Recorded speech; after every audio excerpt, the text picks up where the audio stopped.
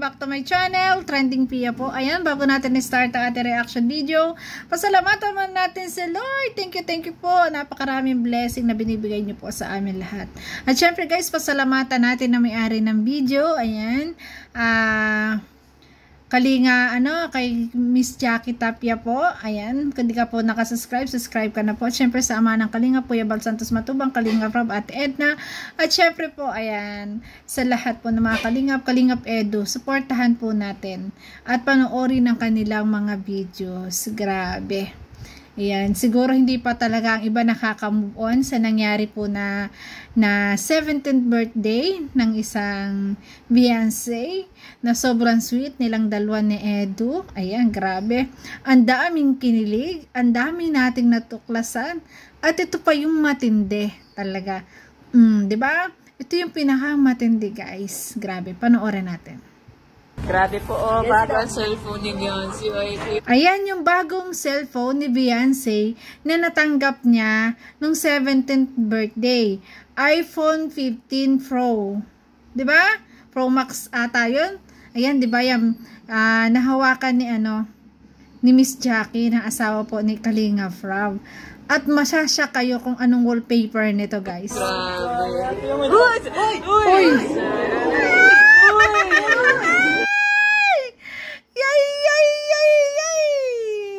Unti-unti na yata nagkakabistuhan, guys. Unti-unti na. Grabe. Akalain, no, talagang silang dalawa ang naka-profile. Hala, huli. Pero di ko lang. Grabe. Diba?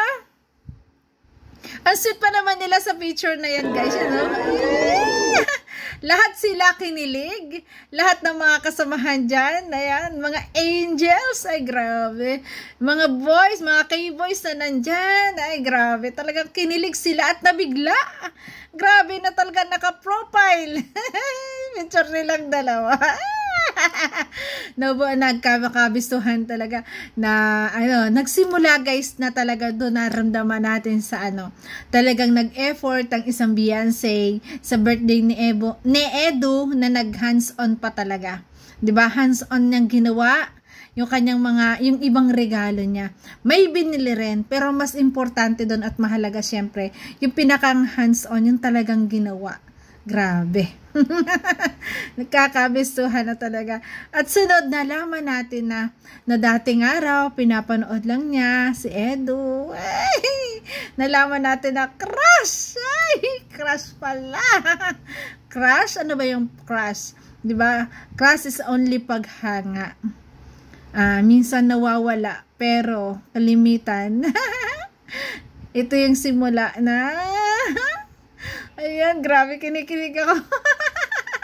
Simula ng love. Di ba? Doon nagsisimula, nagkaka-crush ka. Tapos, pag nakakasama mo, talagang kinikilig ka. Ay.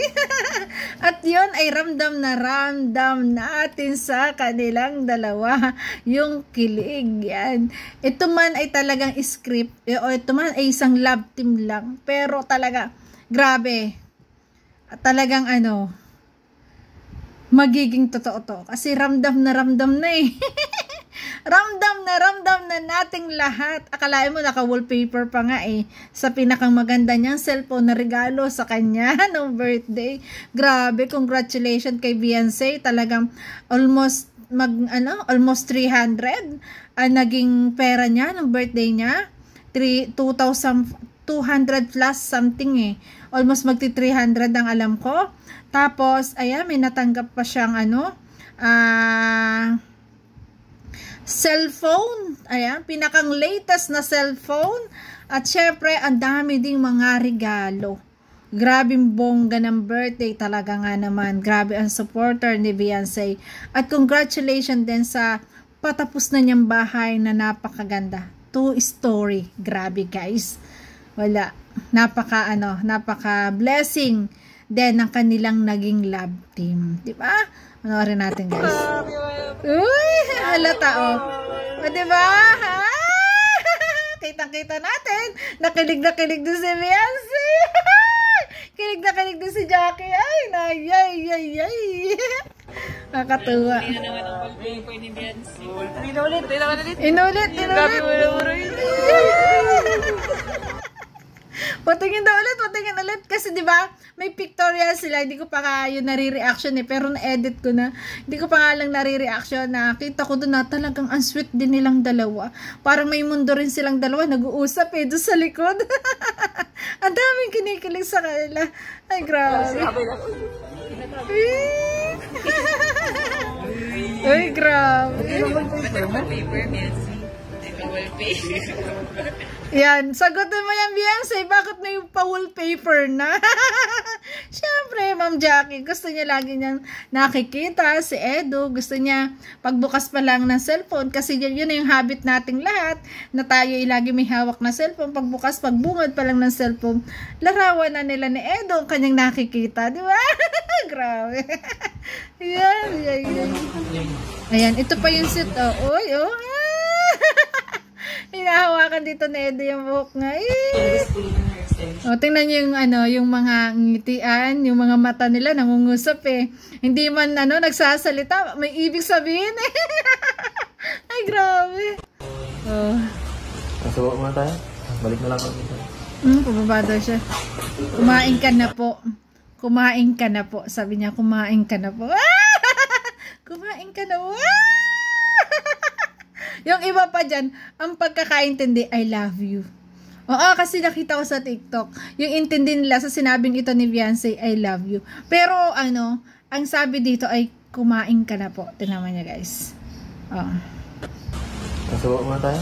Balik na lang kami. Malapit din talaga sa I love you. Pero, ang dyan, parang sabi, kumain ka na po. Kasi pinakain niya yun. Ha? Kakain ako? Diba? Ay, grabe. Ayan, Grabe, rumampa siya dyan, Akalain, nag-muse ang Beyonce, Ay, grabe. Hindi pa tayo dito, guys. Ayan,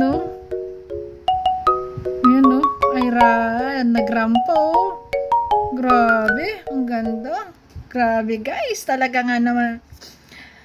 Ang ganda kasi niya talaga. Pag tinignan mo siya, maganda. Pero mas titigan mo pa, mas gumaganda siya. Sana makita ko rin din siya sa personal, guys. Gusto ko rin siya makita sa personal. Kasi ang dami nagsasabi na mabait at maganda rin. Sana in good time, sa tamang panahon, pagpunta natin ng Daet, mamit din natin sila. O baka may pa-Christmas party po ang Kalingap at nandun ang Angels. Ayan, sana makita rin natin. Kasi isa si Beyonce sa ating inire-react at saka si Edo. Ayan, karangalan din natin na makita yung inire-reaction natin. Diba? Wow, ang galing ng kanyang talagang liad. Pang beauty queen talaga. Nakaliad talaga siya Grabe. Uy, ito ang dito ako natuwa. Ang galing din pala niya sumayaw, Ay.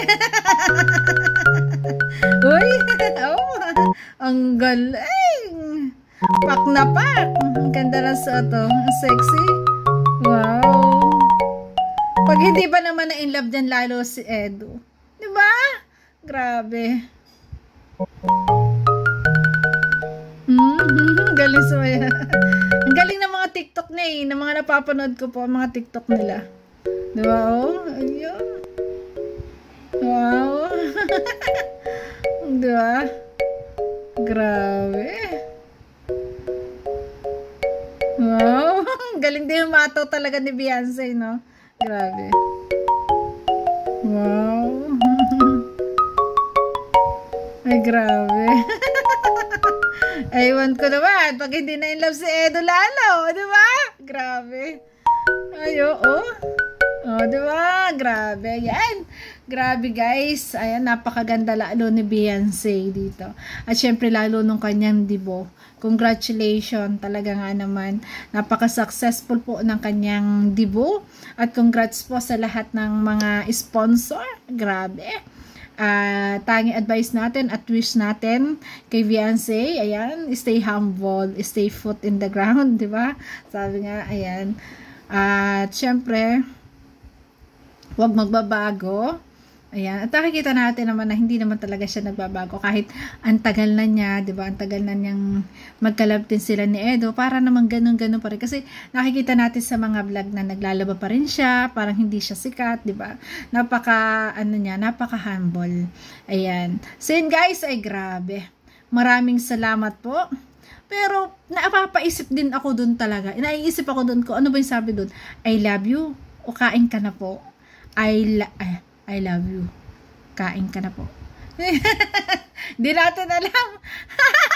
Hulaan nyo guys. Hulaan natin. Ano sa palagay nyo? Kasi nagsalita sa bandang huli. Nagsalita si Edo na kakain ako. Kakain ako? Ayun, parang ganun, di ba? So yun guys, ayan.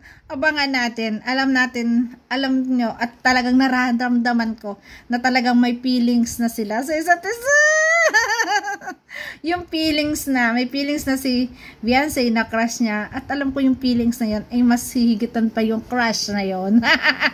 At si Edo, ayan, alam ko si Edo nai-inlove na rin. Ay, sino ba naman hindi nai-inlove sa magandang Beyonce na yan? So yun guys, thank you for watching at kung nagustuhan mo reaction video ko, baka pwede pa like, share, and subscribe. Trending Pia po, nagsasabi na, always smile para huwag tayo may stress. Happy lang. Stay in love. Bye-bye guys! Ayan, bye-bye po. Ingat palagi. God bless.